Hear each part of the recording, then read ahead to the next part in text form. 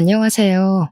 어떻게 글의 시작을 열어야 할지 한참을 고민하다가 일단 한 글자 한 글자 적어봅니다. 보통은 자기소개부터 먼저 하던데 저는 결혼을 한 40대 후반의 여자입니다. 지금은 남편과 함께 행복하게 또 부족함 없이 부유하게 자식들 낳아 키우면서 살고 있습니다만 처음부터 이런 호사를 누린 건 아니었습니다. 제가 할 이야기는 저희 남편과 시댁 사이에서 일어난 일들인데 우리 남편에게는 평생의 슬픔이자 아픔일 수도 있는 이야기입니다. 이렇게 청취자 여러분들을 위해 이야기를 풀고는 있지만 우리 남편의 그 시절을 생각하면 눈물이 앞을 가린답니다. 우리 남편의 별명은 샌드위치였습니다. 무슨 뜻인지 궁금하지 않으세요? 바로 가운데에 낀 샌드위치다 이 말입니다. 우리 남편에게는 위로 형이 하나 있고 밑으로 나이 차이 꽤 많이 나는 막내 여동생이 있었습니다. 시댁이 남아 선호 사상이 엄청나게 중요시되는 집이었는데 무조건 장손만 믿고 간다, 올인이다 하는 부모 밑에서 자란 덕분에 우리 남편은 대학도 가지 못했습니다. 장손이 공부를 잘하는 편은 아니었으나 우리 남편도 뭐 특출나게 잘하는 편은 아니었기에 대학까지는 그럴 수 있지라고 생각했다고 했어요. 그런데 우리 남편이 그동안 살면서 받아온 차별은 정말 어마어마했다고 했습니다. 저한테 울먹이면서 이것저것 말해줬었는데 저도 주먹이 불끈 쥐어질 정도로 엄청나게 분노했었어요. 우리 시모는 무조건 장남, 우리 장남, 내 장남 하시면서 말끝마다 장남 타령하시는 분이었고요. 우리 시부는 막내딸, 내 눈에 넣어도 안 아픈 막내딸, 우리 공주 하시는 분이었죠. 그러면 자연스럽게 우리 남편은 누가 챙겼을까요? 조부모님? 아니죠. 아무도 우리 남편을 챙겨주지 않았습니다. 하물며 감기라도 걸리면 난리가 났다고 하더라고요. 장남이나 막내딸한테 옮길까봐 방 밖으로 나오지도 못하게 했다고 해요. 그 어린 나이에 얼마나 서러웠을지 생각만 해도 제 가슴이 다 사무칩니다. 거기다가 허여멀건해서 삐쩍 마른 아주버님과 시누이와 달리 우리 남편만 주워온 사람처럼 기골이 장대한 사람이었어요. 곰같이 생겼다는 말이 딱 어울리는 그런 남자였습니다. 등치도 엄청나게 크고 키도 크고 얼굴까지도 큰 사람이었죠. 손도 크고 발도 크고 그래서 우리 남편 별명이 곰이었다고 했어요. 겨울에 두툼한 외투라도 입고 저녁에 돌아다니면 곰인 줄 알고 사냥당하겠다 하는 소리를 듣기 일쑤였대요. 우리 남편이 고등학교를 졸업하자마자 대학도 집에서 보내주지 않는다고 해서 일을 찾아 헤매다가 이건 딱 나를 위한 직업이다 하고 발견한 게 뭐였는지 아세요? 바로 경호업체 일이었습니다. 업체의 면적을 딱 보러 갔는데 우리 남편의 외형만 보고 바로 합격이라고 내일부터 출근하라고 했대요. 일단 몸이 정말 크니까 키가 190cm거든요. 위압감이 장난 아니라서 그런 건지 우리 남편 덩치를 보면 대드는 사람이 없을 정도였어요. 거기다가 얼굴도 솔직히 험악하게 생겼거든요. 남편이 누나를 한번 부라리면 그 어떤 사람도 말조차 붙이지 못하는 그런 인상을 가졌어요. 그런데 우리 남편의 생김새와 달리 가슴만큼은 상당히 순수한 남자였습니다. 의외로 순정파의 면모를 지니고 있는 반전이 가득한 그런 남자에게 어떻게 마음을 빼앗기지 않을 수가 있을까요? 저와 남편이 처음 만나게 된 계기는 사실 제 입으로 말하기 참으로 부끄러운 일이지만 익명이니까 용기를 내보겠습니다. 제가 우리 남편을 만나기 전에 만났던 전 남자친구가 좀 문제가 많은 그런 사람이었습니다. 요즘 말하는 데이트 폭력이라는 단어가 딱 어울리는 그런 사람이었죠. 그때 당시에는 제가 자존감도 많이 낮았던 상태였던지라 그냥 받아들였던 것 같습니다. 저에게 손찌검을 일삼는 그 남자에게서 도망을 가기로 마음을 먹고 결국에는 헤어지게 되었습니다. 그런데 그게 전 남자친구한테는 꽤 자존심이 상했던 모양인지 계속 저를 찾아와서 귀찮게 굴고 소리를 지르고 그랬어요. 그날도 실랑이를 벌이다 분을 참지 못한 전 남자친구가 저를 향해 손을 딱 올렸는데 그 순간 길을 지나가던 남편이 저를 구해준 거였습니다. 찌질함에 극치를 달리던 전 남자친구는 우리 남편의 등치를 보자마자 뒷걸음질을 치면서 저한테 새 남친이냐? 나쁜 년. 이러면서 도망을 가더라고요. 그냥 제 앞을 떡하니 막아주고 손 올리려던 걸 막아준 것뿐인데 바로 꼬리를 내리는 전 남자친구를 보면서 어이가 없었죠. 남편은 저를 보고 저 새끼 뭐냐고 물어보았고 저는 사실 남편의 그 얼굴과 말투에 쫄아서 모든 걸 다 이야기했습니다. 이야기를 쭉 듣던 남편이 어디 사느냐고 물어봤고 저기 앞에 주택에 산다고 하니까 남편도 자기 그쪽에 산다고 하더라고요. 무슨 일 생기면 연락하라고, 원래 저런 놈은 한 번에 나가 떨어지는 놈이 아니라고 자기가 도와주겠다고 휴대폰 번호를 알려주더라고요. 솔직히 남편 첫인상이 진짜 너무 무서워서 이놈도 미친놈이면 어떡하지 싶었거든요. 이런 놈한테 잘못 걸리면 생매장 당하는 거 아닌가 싶어서 연락을 할까 말까 고민을 했는데 진짜 전 남자친구가 며칠 지나지 않아서 저를 또 찾아왔더라고요. 술에 완전히 취해서 나쁜 년이야, 넌 못된 년이야 하면서 발길질을 하려고 하길래 놀래서 남편을 불렀고 몇 번이고 귀찮은 기색 한 번 없이 찾아와 저를 도와주었습니다. 전 남자친구가 결국 남편에게 호되게 당하고 더 이상 찾아오지 않겠다는 각서까지 쓰고 나서야 일은 마무리가 되었죠. 그 각서를 받기까지 6개월이 넘는 시간이 걸렸고 매번 저를 찾아와 도와준 남편에게 정도 너무 들어버렸고 정말 너무 고마웠습니다. 자연스럽게 밥 한 끼 하자는 연락이 잦아지고 연애를 하게 된 것이죠. 그때 처음 알게 되었어요. 남편이 경호업체에 재직 중이라는 것을요. 어쩐지 싸움도 잘하고 힘도 세더라고요. 당시에 남편이 일하던 업체는 연예인들 경호도 전문으로 하는 그런 곳이었습니다. 예를 들면 콘서트 같은 걸 하거나 사인회 같은 거 할 때 연예인들을 보호하고 관중들을 통제하기 위해 쭉 가드들이 서 있잖아요. 그 역할을 하는 업체였어요. 그러니까 한마디로 든든한 백이 생긴 거나 다름없었죠. 콘서트 같은 경우는 티켓을 주기도 했지만 티켓이 없을 때는 남편이랑 같이 슬쩍 들어가서 몰래 스텝인 척 콘서트를 보기도 했어요. 물론 그러면 안 되는 걸 알면서도 좋아하는 연예인이 공연을 한다고 하면 어떻게 해서든지 보러 가고 싶은 게 사람의 마음이잖아요.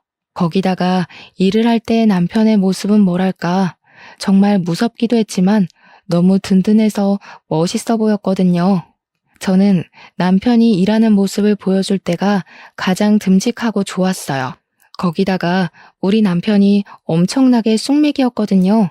그렇게 험상궂게 생겨서 시도 때도 없이 얼굴이 붉어지는 걸 보면 그렇게 귀여울 수가 없었어요. 연애하면서 모든 걸 저랑 다 처음 해보는 거라고 수줍게 이야기하는데 진짜 평생 함께하고 싶다 그런 생각이 들었습니다. 그런데 좀 의아한 부분도 있었어요. 연애를 하면서 남편이 단 한 번도 가족에 대한 이야기를 꺼낸 적이 없었거든요. 그래서 솔직히 저는 남편이 고아인 줄 알고 부모님 이야기를 꺼내면 안 되겠다, 어린 시절 이야기는 하지 말아야겠다 싶었습니다. 그런데 이야기를 듣다 보니까 또 고아는 아니더라고요. 부모님한테 연락 오는 걸 보고 저 혼자 얼마나 깜짝 놀랐는지 몰라요. 그때까지 고아라고 생각하고 있었거든요. 아무튼 저한테 가족에 대한 이야기를 꺼내지 않는 이유가 뭔가 따로 있겠지라고 생각만 했죠. 외동아들인데 부모님이 시골에 가 계신가 싶기도 했고 아무튼 프로포즈를 받고 나서야 알게 되었습니다. 형도 있고 나이 차이가 나는 여동생도 있고 부모님 두 분이 멀쩡히 살아서 저희 집 근처에서 같이 살고 있었다는 사실을요. 아무튼 프로포즈를 받고 결혼을 준비하는 과정에 있어서 우리 집에 인사를 드리러 오게 되었죠. 우리 부모님께서 남편의 첫인상을 보고 너무나도 식겁을 하시는 거예요. 제가 부끄러울 정도로 놀라셨는데 남편 눈치가 보이더라고요. 그런데 남편은 익숙하다는 듯이 진지하게 저와의 결혼을 허락받고 싶어서 왔다고 말씀을 드렸습니다. 아빠는 술을 한잔 하자고 하시더니 남편과 이야기를 나눠보시고는 사람이 진국이라고 우리 딸 믿고 맡길 수 있을 것 같다고 하셨습니다. 저희 부모님의 예상치 못한 환대에 기분이 좋아져서 우리는 시댁에도 빠르게 인사를 드리러 갔습니다. 결혼하고 싶다고 인사를 드리러 가면서 한우도 최상급으로 한아름 싸들고 갔어요. 그런데 시댁에서 그러는 거예요. 아직 장남이 결혼을 못해서 둘째부터 결혼을 시킬 수가 없다고요. 무조건 장남이 먼저 가야 한다고 장남 타령을 하시는데 제가 얼마나 어이가 없었는지 몰라요. 그래서 그랬죠. 아주버님 언제 결혼하실 건데요? 하니까 아직 만나는 여자도 없는데 무슨 결혼을 하겠냐고 심드렁하게 대꾸를 하시는 겁니다. 그러면 도대체 우리는 언제 결혼을 하라는 이야기인지 진짜 답도 없다고 생각했습니다. 그래서 일단은 결혼이 미뤄진 채로 6개월이라는 시간을 그냥 허비하고 말았습니다. 우리 집에서는 사위나 다름없이 생각하고 있었기 때문에 시댁에서보다 더 챙겨주시면서 시간을 보내고 있었고요. 근데 문득 아버지께서 궁금하셨나 봐요. 당장 내일이라도 결혼식장 들어갈 것처럼 굴어놓고 왜 준비도 안 하고 시간을 버리고 있냐고요. 그래서 제가 그냥 장남인 아주버님이 결혼을 해야지만 우리가 결혼할 수 있대 하고 대답을 하니까 아빠가 딱 그러시는 거예요. 자네 혹시 집안에서 차별을 받고 자랐나? 이렇게 물어보셨어요. 그러니까 우리 남편이 갑자기 닭똥 같은 눈물을 죽죽 흘리는 게 아니겠어요? 저랑 부모님 모두 다 놀래서 남편을 막 위로해 주었어요. 아버지께서 남편의 손을 꼭 잡아주더니 그 집 아들 하지 말고 우리 집 사위나 하라고 하면서 성을 내셨습니다. 자기도 차별의 서러움을 잘 알고 있다고 우리 집에서만큼은 내가 진짜 아들처럼 대해주겠네 하셨어요. 남편은 정말 장인어른을 아버지처럼 모시고 살겠다고 평생 나도 이런 따뜻한 대접받고 싶었다고 이야기를 했습니다. 그렇게 하하호호 하면서 우리 집에서의 분위기는 참 좋았어요. 그러던 와중에 제가 글쎄 혼전 임신을 하게 된 거예요. 우리한테는 너무나도 큰 축복이었지만 시댁에서는 난리도 그런 난리가 없었습니다. 어디 속도 위반을 할 수 있냐? 쪽팔려서 얼굴을 들고 다닐 수가 없다. 장남이 장가를 못 갔는데 어디 둘째네가 선수 쳐서 애부터 가지냐고. 저한테 발랑 까졌네 어쨌네 입에도 담기 힘든 나쁜 소리들을 막 하셨습니다. 오죽하면 우리 남편이 됐다고 나 부모 없는 사람인 척 살 테니까 얼굴 보지 말고 절연하고 살자고 큰아들 타령하는 거 지겹다고 선언을 했어요. 그러니까 또 시부모님이 부모 자식 간의 인연이 얼마나 귀한 건데 그런 소리를 하냐고 남편을 달래기 시작했습니다. 나한테는 장남 결혼하면 그때 혼인신고를 하라고 이야기를 하는 거예요. 벌써 임신 8주 차가 되었는데 아주버님이 40주 전에 결혼을 할 수 있다고요? 진짜 이게 말인지 방귀인지도 모르겠더라고요. 결국에는 어떻게 했는지 아세요? 그때부터 매주 부랴부랴 아주버님이 선자리를 나가기 시작했습니다. 도대체 장남이 먼저 결혼을 해야 된다는 건 어느 나라 법이길래 아주버님도 피곤하고 저희도 피곤한 상황이 된 거죠. 시간은 속절없이 흘러가서 저는 출산이 임박했고 아주버님은 드디어 뜻이 맞는 여자를 만났는데 거기서 또 결혼식을 준비하려면 몇 개월이 걸리잖아요. 그 사이에 저는 아이를 낳게 되었고 더 이상은 기다릴 수 없다고 생각했습니다. 물론 저희 집에서도 시댁의 그런 처사에 매우 불쾌한 감정을 숨기지 않고 드러내고 있었고요. 우리가 먼저 혼인신고라도 하겠다고 아이 출생신고를 해야 하는데 미혼모로 올릴 수도 없는 거잖아요. 그랬더니 일주일만 기다리라고 시댁에서 난리법석을 떨더니 결국 장남이 먼저 혼인신고를 한 다음에 저희도 혼인신고를 하게 시키더라고요. 그때부터는 또 기다림의 연속이었습니다. 아주버님네가 혼인신고를 하고 결혼식 준비를 하는 동안에 저는 몸조리를 했어요. 아주버님이 식을 올려야지만 우리도 식을 올릴 수 있다는 시부모님의 명령 때문이었습니다. 진짜 너무 열받고 뒤집어 엎고 싶은 마음이 들었지만 아이도 낳았고 몸조리를 했어야 했기에 꾹 참았습니다. 우리 아이는 남편을 닮아서인지 태어나기 무섭게 쑥쑥 자라기 시작했고 저는 육아를 친정엄마와 같이 하면서 진짜 힘들지만 보람찬 시간을 보내고 있었어요. 정말 누굴 닮은 건지 모르겠지만 너무 귀엽고 사랑스러운 우리 아가를 보면서 하루하루가 새 삶을 사는 것 같더라고요. 모유 수유를 할 때나 아이가 잘 때나 기저귀를 갈아달라고 올 때나 정말 너무 예뻐서 깨물어주고 싶을 정도였습니다. 아이가 다칠까봐 겁이 나서 손톱 하나 제대로 깎아주지 못하는 남편을 보면서 속으로 얼마나 웃었는지 몰라요. 그렇게 행복한 나날을 보내고 있었는데 아주버님의 결혼식 날짜가 잡혔다는 이야기를 시댁으로부터 전해 들었습니다. 저희 보고도 결혼식 날짜를 슬슬 정하라고 상당히 인심 쓰듯이 이야기를 하시더라고요. 그러면서 장남이 결혼하고 얼마 되지 않아 차남이 결혼하는 거니까 간소하게 식을 올렸으면 좋겠다고 요구를 하셨습니다. 이미 애도 낳고 살고 있는데 결혼식이라는 게 중요하면 얼마나 중요하겠냐고 하시는 거예요. 그러는 아주버님은 호텔에서 아주 호화롭고 성대한 결혼식을 준비하고 계셨거든요. 여기서 더 충격적인 것은 아주버님의 결혼식 날짜가 우리의 돌날이랑 딱 겹치는 겁니다. 놀래서 시모한테 전화를 걸어서 어머님, 그날 우리 아이 첫 돌 행사를 한다고 말씀드렸잖아요. 했어요. 그랬더니 관심도 없었다는 목소리로 그랬니? 일주일 미뤄 하고 전화를 끊어버리시는 겁니다. 아무리 그래도 아주버님 결혼식이 가족 행사 중에 제일 큰 행사 아니겠냐고. 서러웠지만 별 수 있나요? 결국 우리의 돌날도 미루게 되었어요. 하필이면 예약이 다 차 있어서 한 달이나 뒤로 밀리게 되었습니다. 벼르고 벼르던 아주버님 결혼식 날 시댁 식구로서 만발의 준비를 하고 결혼식장에 도착해서 신부 대기실에 형님 되실 분께 인사를 드리러 갔어요.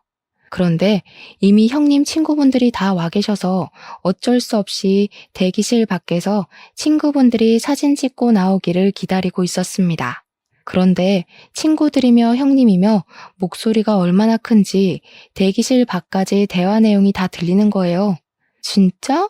대박이다. 너무 부럽다. 하는 소리가 들리길래 무슨 이야기를 하시는 중인가 귀담아 들었죠. 대화 내용은 정말 충격적이었습니다.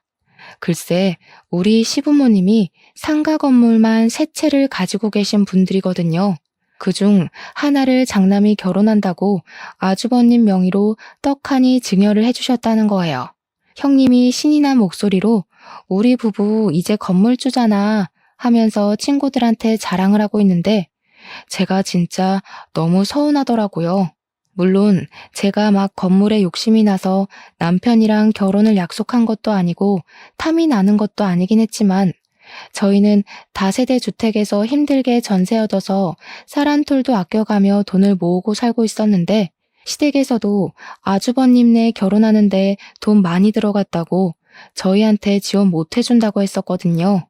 결국 그 지원 못 해준다는 돈 모두 아주버님네로 들어갔고 건물까지 증여해줬다고 하니까 제 속이 쓰리더라고요. 부러움의 목소리가 한껏 고조된 대기실 안으로 아이를 안고 그냥 들어갔어요. 결혼 축하드려요 하면서 아이를 안고 들어갔으니까요. 한번 안아보실래요? 하고 저희 애를 딱 보여드렸는데 형님이 질색을 하시더라고요. 드레스 망가져요. 됐어요. 내 드레스에 아기 침이라도 묻으면 어떡해? 하는데 순간 무안하더라고요. 아무리 그래도 시족하잖아요. 근데 그 순간 형님 친구들이 속닥속닥 하는 게 보이는 거예요. 아, 저기가 그 사고 쳐서 애부터 나왔다는 이런 소리가 들리는데 해도 해도 너무하더라고요. 그래서 제가 한껏 형님 친구들을 째려봤어요. 그러니까 헛기침을 하면서 어머, 성격도 드센가 봐. 우리 지연이 어떡하냐? 동서한테 몰매 맞는 거 아니야? 이러더라고요. 형님 이름이 지연이거든요. 제가 진짜 어처구니가 없어서 결혼식을 어떻게 본 건지 기억도 안 나요. 한 달 뒤에 우리 애 돌잔치 한다고 시댁 단톡방에 이번에는 까먹지 말라고 올렸더니 시모가 뭐라는 줄 아세요? 예, 잘됐다. 뭐하러 행사를 2번 하니? 애 돌잔치 하는 날 가족들도 전부 모일 건데 그때 결혼식도 같이 해라 하시더라고요. 저 진짜 머리가 완전 띵해가지고 무슨 말을 해야 할지 막막했습니다. 돌잔치 장소가 아무리 크다고 해도 결혼식장이랑 비교가 되나요? 남편이 우리 결혼식 제대로 할 거라고 이야기를 하니까 시모가 생각 없다면서 손님들이 바로 또 오겠냐고 대충 하라고 하시는 겁니다. 어차피 축의금 거두려고 결혼식 하는 거 아니냐고 돌잔치하고 얼마 안 있어서 결혼식까지 하면 사람들이 욕한다고 하더라고요. 거기다가 아주버님 결혼한 지 한 달밖에 지나지 않았는데 또 결혼식을 한다고 하는 게 생각이 있는 거니 없는 거니 하면서요. 제가 진짜 얼마나 서러웠는지 친정에 와서 울면서 이야기를 했더니 아빠가 화를 씩씩 내시더라고요. 내가 빚을 내서라도 더 좋은 호텔에서 결혼식 시켜주겠다고 하시는데 또 그럴 수가 없잖아요. 호텔 결혼식 비용이 한두 푼 드는 것도 아니고 저희 생활에 맞춰서 해야 하는 것도 맞으니까요. 그래서 결국 저는 모든 걸 포기하고 돌잔치를 웨딩드레스 빌려 입고 했습니다. 저도 참 바보 같죠. 돌잔치 날 웨딩드레스를 입고 있으니 일가 친척들도 황당해하시고 제 친구들도 저를 진짜 불쌍하게 쳐다보더라고요. 애 돌잡이 하면서 결혼 반지 나눠 끼고 돌잔치를 진행하시던 분도 10수년간 진행하면서 이런 건 처음 본다고 하셨어요. 그 와중에도 저는 스몰 웨딩 하는 거라고 생각해야지 하면서 저 스스로한테 최면을 걸고 있었습니다. 시부모님이 막상 그 꼴을 보고 좀 민망해 하시기도 하고 미안하시기도 했는지 신혼여행은 보내주시더라고요. 근데 웃긴 게 아주버님 내는 선물도 주시고 신혼여행도 하와이로 화려하게 보내주셨거든요. 저희한테는 필리핀 세부 정도 다녀오면 충분하지 않냐고 풀 패키지로 엄청 싼 거 끊어서 보내주셨어요. 패키지 일정이라 관광지만 내내 돌아다녀야 해서 신혼 첫날 밤은 무슨 쉴 틈이 생기면 잠만 퍼질러 잤습니다. 제가 그때 이후로 절대 패키지 여행은 다니지 않고 있어요. 물론 재미도 있긴 했지만 우리도 좀 럭셔리 휴양지 이런 거를 기대했는데 호텔 방도 여관방 같은 곳이었고 여러모로 신혼여행이랑은 맞지 않았죠. 신혼여행을 다녀와서 남편이랑 저랑은 제대로 결심을 했습니다. 앞으로 무슨 일이 어떻게 벌어지더라도 시댁에는 최소한의 자식 간의 도리만 하고 살자고요. 몇 년 뒤 막내 신우가 결혼할 때도 호텔에서 엄청 비싼 뷔페까지 대령해가며 결혼시키는 거 보고 남편도 그제야 모든 마음을 접더라고요. 안부 전화도 하지 말고 오랄 때까지 가지도 말자고. 아프든 말든 돈이 있든 없든 신경 쓰지 말고 살자고 했어요. 저도 남편이 모든 걸 포기하고 나니까 한결 마음이 가벼워져서 남편 말에 따르기로 했죠. 더 웃긴 건 뭔지 아세요? 막내 신우한테도 건물을 한 채 증여해줬다는 겁니다. 우리 남편한테만 쏙 빼놓고 건물 3채 중에 2채를 자식들에게 증여를 한 거죠. 우리 남편 입장에서는 얼마나 짜증나고 서러웠겠습니까? 자식이 아닌 저도 짜증나고 서러운데 다시 신혼여행 이후로 돌아와서 예상치 못하게 우리는 신혼여행지에서 둘째를 가지게 되었습니다. 어영부영 시간이 흐르고 친정의 도움을 받아서 둘째까지 잘 낳고 조리까지 잘했어요. 저희가 아이를 2이나 낳는 동안 형님네는 아이가 생기지 않는 건지 낳지 않기로 한 건지 모르겠는데 아이 소식이 없었습니다. 형님 성격상 아이를 낳지 않겠다고 선언하시고도 충분하신 분이라 그냥 그런가 보다 하고 신경 쓰지 않았죠. 그런데 제가 첫 아이는 딸을 낳았었지만 둘째는 아들을 낳았거든요. 남아 선호사상 진하게 있으신 분들이라 제가 아들을 낳았을 때는 정말 병원으로 이것저것 엄청 보내주셨었어요. 매일같이 찾아와서 우리 손주 하시면서 얼굴을 보고 가시기도 했고요. 그런데 우리 아이가 한 100일쯤 되었을 때 예상치도 못한 일이 또다시 터지고 말았습니다. 시댁에서 오랜만에 호출이 왔기에 갈까 말까 고민하다가 둘째는 예뻐해 주셨기에 아이를 데리고 갔거든요.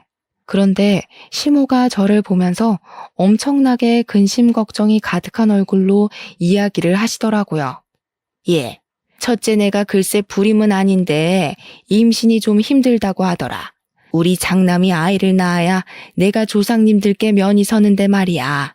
에휴, 거기다가 첫째 며느리가 글쎄 애 낳으면 몸매가 망가진다고 출산을 거부하는 모양이더라고. 어머님 속이 많이 상하시겠네요. 장남이 대를 이어야 한다고 계속 말씀하셨잖아요. 그렇지. 그래서 말인데 너네 둘째가 아들이잖니? 얘를 우리 장남이 키우는 건 어떨까 싶은데. 처음에 어머님이 무슨 말씀을 하시는 건지 몰라서 눈만 동그랗게 뜨고 있었어요. 알고 보니까 우리 둘째는 아주버님네 입양을 시키자는 이야기였습니다. 저는 너무 어이가 없고 놀랍고 저런 생각을 할 수 있다는 거에 기겁을 해서 어머님 정신 나갔어요? 하고 소리를 질렀어요. 아니, 이게 말이나 되는 소리예요? 제 아들을 지금 누굴 줘요? 시부모한테 정신 나갔어요는 어디서 배워먹은 말버릇이야? 내가 뭐 남주자고 그랬어? 너네가 낳은 거야 잘 알지. 그런데 키우는 건 큰애네가 하자는 거 아니냐? 그래. 아무래도 장남네가 아들을 키워야 면이 서지 않겠니? 너도 잘 생각해봐라. 걔네 건물만 2채나 가진 부자야. 우리가 첫째 결혼하고 나서 장남한테도 한 채, 맏며느리한테도 한 채 나눠주지 않았니? 건물 3채 있던 것 중에 2채만 증여한 줄 알았더니 채채를 모두 증여했던 것이었습니다. 아주버님네 2채, 시누이네 1채요. 그 이야기를 아무것도 주지 않은 둘째 며느리인 저한테 당당하게 이야기를 하시는데 평소에 얼마나 우리 남편을 무시했으면 저런 소리를 뻔뻔하게 할까 싶었습니다. 저는 정말 머리가 획가닥 돌아버리는 듯한 느낌을 받았어요. 저한테 계속 돈 많은 부모 가진 게 얼마나 덕인 줄 아냐? 너네 아들도 장남네 집에 입양되면 기뻐할 거다 하면서 말도 안 되는 소리로 저를 설득하시는 겁니다. 제가 그 말에 당연히 넘어갈 거라고 생각했는지 너네한테도 내가 섭섭지 않게 돈을 좀 줄게 하시는데 너무 열이 받았습니다. 지금 우리 남편한테는 한 채도 주지 않으시고 아주버님과 시누이만 챙기신 주제에 저보고 10달을 품어 낳은 아들까지 아주버님네로 입양시키자는 게 말이에요? 우리 남편은 무슨 사생아입니까? 밖에서 나온 자식이라서 챙기질 않는 거예요?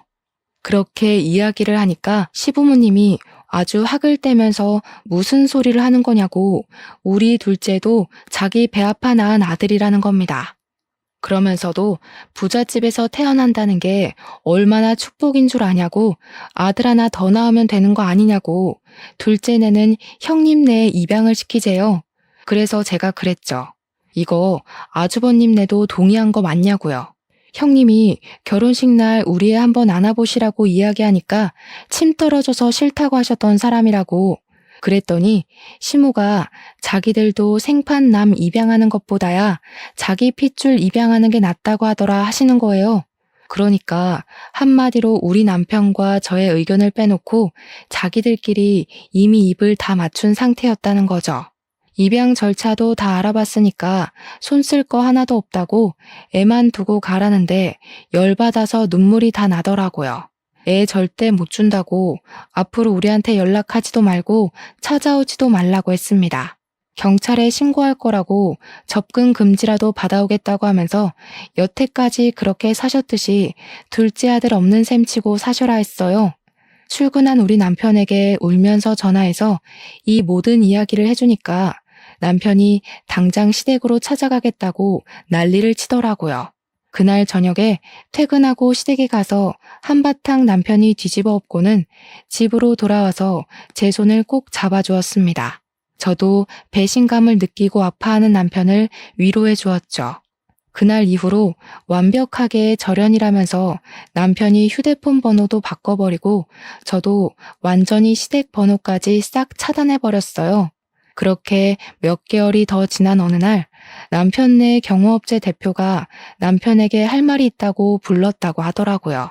남편이 거의 초창기 멤버이고 남편만큼 오래 그 업체에서 일한 사람이 없었기에 남편은 은근히 긴장한 상태로 대표를 만나러 갔습니다.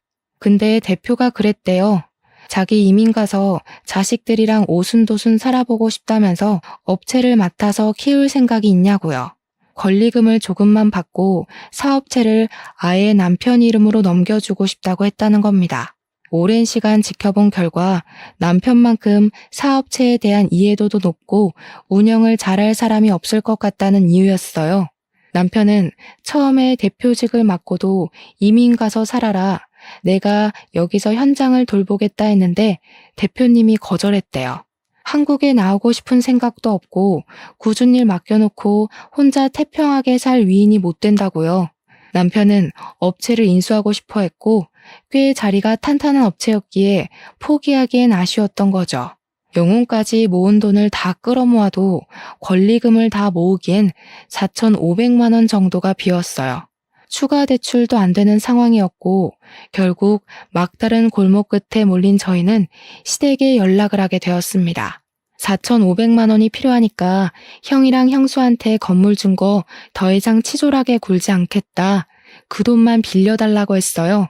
그랬더니 시모가 그럼 너네 둘째 아들 내놔 이러더라고요. 형수도 입양해서 키우고 싶다고 했다고 남편이 열받아서 당신은 내 엄마도 아니라고 내가 실수했다고 하면서 전화를 끊고는 우리 친정에 가서 아빠를 붙잡고 남편이 엉엉 울더라고요. 제 앞에서는 잘 울지도 않는 남편이 우리 아빠만 붙잡고 우는 걸 몇 번이나 보는지 모르겠네요. 사정을 들은 아버지께서 자기가 4,500만 원 어떻게든 구해다 주겠다고 하셨고 남편은 2배로 불려드릴 거라고 했어요. 사기꾼 같아 보이는 말이었지만 우리 남편의 우직함을 믿고 아버지는 노후 자금을 깨서 4,500만 원을 마련해 주셨습니다.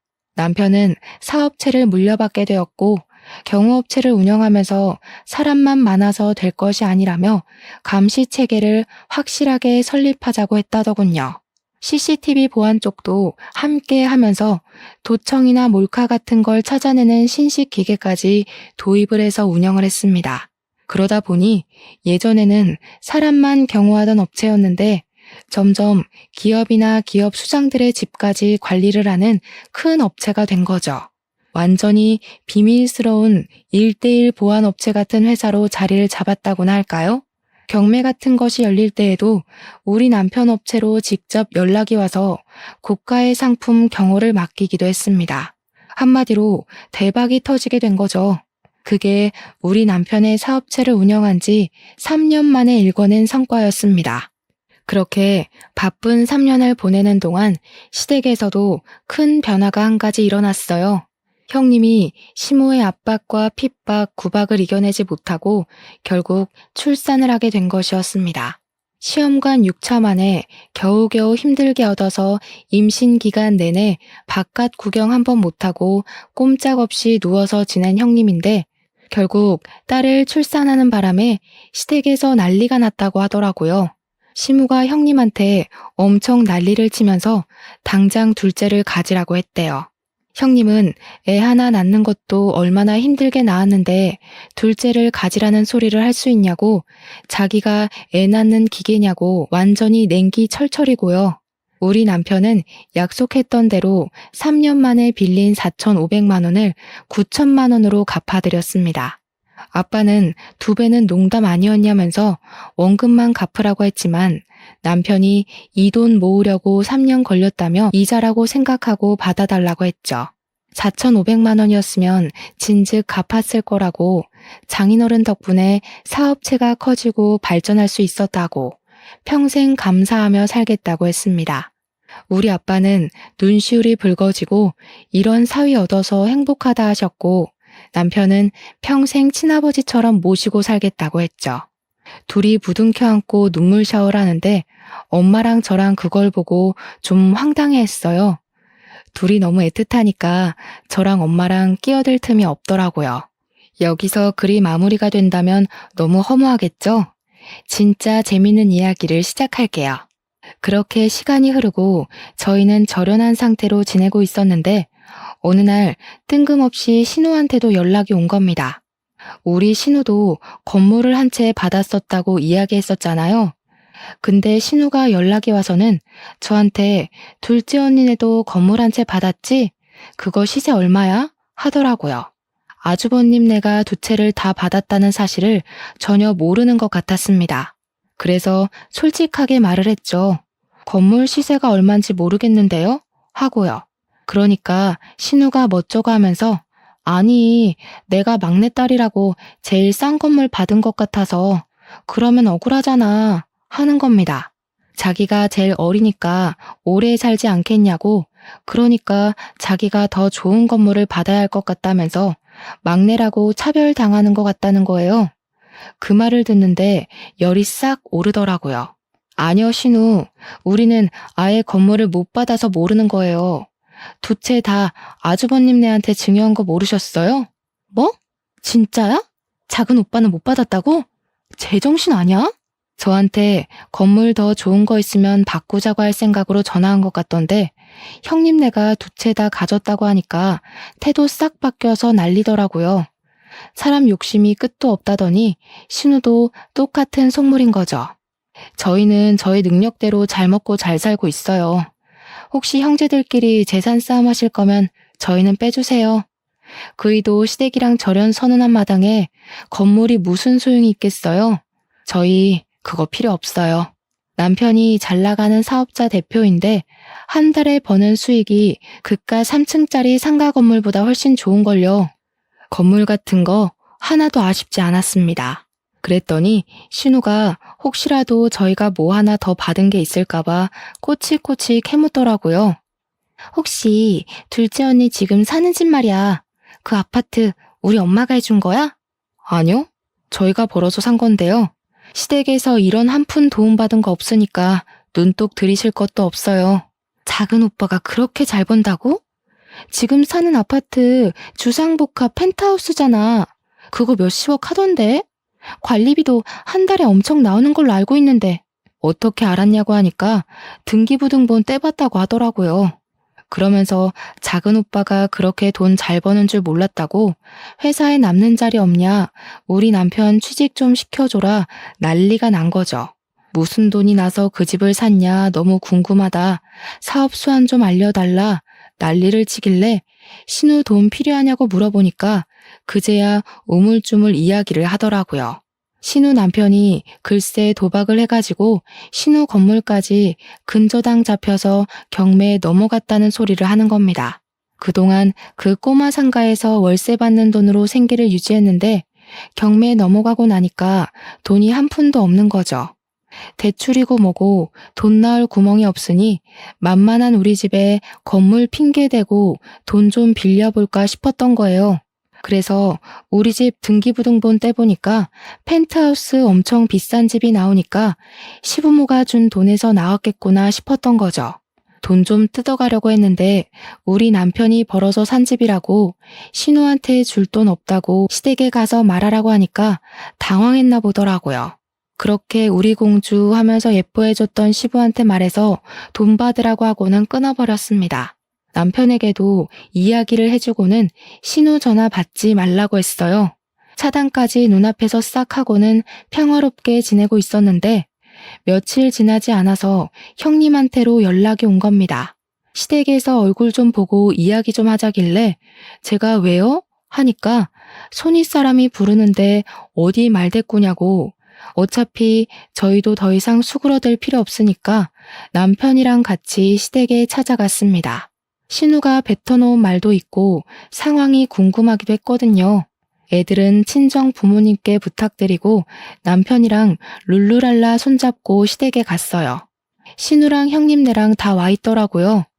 시부모도 슬쩍 눈치 보면서 서로 할 말은 있는 것 같은데 입을 열지 않길래 제가 먼저 물꼬를 텄죠. 제가 먼저 이야기할게요. 저희는 시댁에서 지원받은 거 하나도 없으니까 재산 분할 싸움에 빼주세요. 먼저 요구할 만한 재산도 없고 우리는 이만 가보겠습니다. 아니 동서, 가긴 어딜 가? 동서가 신우한테 이야기했어? 우리가 건물 두 채 받았다고? 네, 그거 시부모님이 알려주신 건데요. 왜요? 신우는 알면 안 돼요? 아니, 이건 불공평하지. 첫째라고 건물 두 채 주는 게 어딨어? 막내라고 신우는 하나 챙겼잖아요. 샌드위치 우리 남편은 하나도 못 챙겼는데. 그리고 그 건물 주인 찾는다 치면 우리 거지 신우 거는 아니잖아요. 나 정말 죽게 생겼다니까. 2억만 해달라고 2억. 형님, 신우한테 2억 해줘요. 20억짜리 건물 가져갔으면 10%는 해줄 수 있잖아. 우리도 그 건물 없어. 남편이 사업한다고 건물로 대출받았다가 다 날려먹었단 말이야. 아니, 그게 무슨 소리야? 무슨 소리긴요. 그이가 사업한다고 건물로 대출받았다가 다 날려먹고 하나 남은 건물도 곧 넘어간다고요. 그 소리에 시부모님은 거의 뒤로 넘어가셨습니다. 야, 이 녀석들아. 우리가 평생을 일궈서 산 건물을 나눠줬으면 잘 쓸 생각을 해야지. 터무니없는 짓을 벌여서 다 날려먹어? 그러니까 신우랑 형님이랑 줬으면 장땡이지 뭘 참견을 하냐고 싸우더라고요. 저랑 남편은 그냥 강 건너 불구경했죠. 그러니 시모도 체념한 듯 너네 빚이니까 너네 알아서 하라고 하시더라고요. 신우랑 아주버님이랑 둘 다 난리가 났는데 저희는 그러든지 말든지 안녕히 계세요 하고 나왔습니다. 그렇게 6개월이 더 지났어요. 6개월 동안 물론 신우고 아주버님이고 할 거 없이 집에 찾아와 남편 회사 찾아와 돈 좀 빌려달라고 어깃장을 놓고 난리를 쳤죠. 우리 남편은 당연히 딱 잘라서 거절했고요. 어느 날 집에 엄마랑 같이 아이를 보고 있다가 시부모님이 찾아와서 깜짝 놀랐습니다. 그런데 둘 다 짐을 한아름 싸들고 온 거 아니겠어요? 남편 없는 거 확인하더니 저한테 얘, 우리 여기서 좀 지내자. 집도 넓고 좋네 하면서 방을 막 이리저리 뒤지는 겁니다. 우리 딸은 시댁에 어릴 때 간 것 빼고는 간 적이 없어서 시부모한테 누구세요? 이러고 있더라고요. 시부모가 내가 너희 할머니 할아버지야 하는데 우리 딸이 우리 친정 부모님이 할머니 할아버지라고 하더라고요. 시부모 얼굴 썩어가는데 할 말은 없고 자업자득이었죠. 저는 시부모한테 우리 집에 당신들 누워서 잘 방 없다고 나가라고 했더니 시부모는 네가 이러니까 이쁨 못 받은 거라고 난리를 쳤습니다. 더 이상 자기들 오갈 데 없다면서 죽이 되든 밥이 되든 여기 있을 거라고 하니까 우리 엄마가 아빠랑 남편에게 바로 호출을 했더라고요. 양심도 없지. 여기가 어디라고 찾아와서 행패를 부립니까? 쪽팔린 줄도 모르고. 그런데 진짜 사이다는 우리 남편이었습니다. 남편이 업체 직원들을 데리고 집으로 온 거예요. 경찰까지 불러서요. 남편이 새로 보안 시큐리티를 운영하면서 경찰이랑 협업을 하고 있었거든요. 경매나 국보 같은 거 경호할 때도 있어서요. 시부모 양팔을 떡하니 잡더니 짐까지 다 들어서 직원들이 시부모를 집 밖으로 내쫓더라고요. 시부모는 이게 무슨 짓이냐고 제가 우리 아들이라고 하는데 남편이 그랬어요. 나 부모 없다니까? 우리 애를 4,500만 원에 팔아넘기라고 했을 때 절연했잖아. 지난번에 혹시나 반성하는가 싶어서 우리 부른 건 줄 알았더니 사과 한마디 없었잖아. 당신네들 같은 부모 없어 나는. 그러니까 알아서들 사쇼. 예, 결국 첫째가 우리 집까지 홀라당 해먹었다. 우리가 갈 곳이 없어. 걔가 그렇게 마이너스의 손일 줄 알았겠니? 이럴 줄 알았으면 너를 챙기는 건데. 경찰관님, 고생 좀 해주세요. 이 사람들 주거 침입으로 넣어주시고요. 시부모 표정이 정말 허옇게 질린 와중에 저는 딸한테 저분들한테 인사드려 예의는 차려야지 했어요. 우리 딸이 네 안녕히 가세요 하더라고요. 저는 문 닫아버렸고요. 한참을 집 앞에서 경찰이랑 실랑이를 하는 것 같았던 시부모는 결국 경찰차를 타고 사라졌습니다. 나중에 아주버님네랑 신우네랑 번갈아 가면서 부모한테 너무하는 거 아니냐 하는데 남편이 그러더라고요. 너네 엄마 아빠지 우리 엄마 아빠 아니라고요. 우리 엄마가 속이 시원하긴 한데 그래도 마음이 편하진 않다고 하니까 아빠가 그러더라고요. 차별이라는 게 얼마나 서러운 건지 몰라서 하는 소리라고. 이제 와서 저러는 거 뭐가 좋다고 받아주냐고 절대 받아주면 안 된다고요. 남편 보고 술이나 한잔하자고 하시더니 둘이 열심히 앞으로 삶을 어떻게 살 것인가에 꽂혀서 이야기를 나누시더라고요. 저는 우리 남편의 모든 결정을 지지하고 응원하기로 마음먹었습니다. 부모 자식 간의 연을 끊는다는 게 정말 힘든 일인지 알지만 남편의 결심을 흔들지 않으려고 해요. 제 이야기 어떠셨나요? 재미있으셨죠? 저도 앞으로 사이다 마실 날만 가득하길 바라고 있습니다. 오늘도 좋은 하루 보내시길 바라면서 제 사연은 여기서 마치도록 하겠습니다.